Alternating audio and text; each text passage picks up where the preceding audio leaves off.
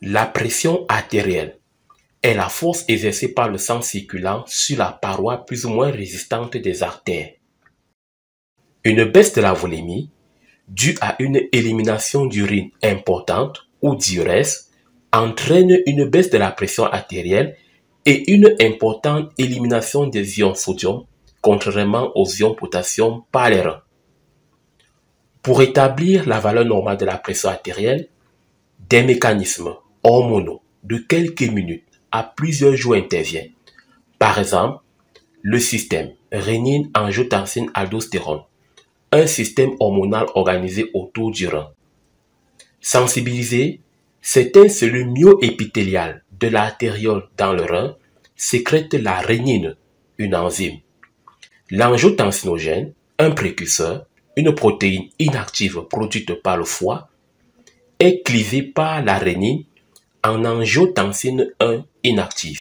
Une enzyme de conversion de l'angiotensine, ECA, sécrétée par le foie, convertit l'angiotensine 1 en angiotensine 2.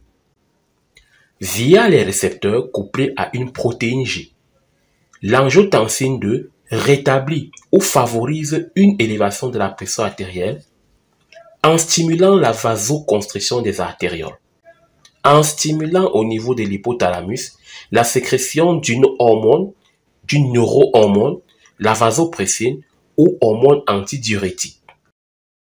L'hormone antidiurétique va stimuler au niveau des néphrons du rein, comme si c'est agrandi, la réabsorption d'eau dans le sang.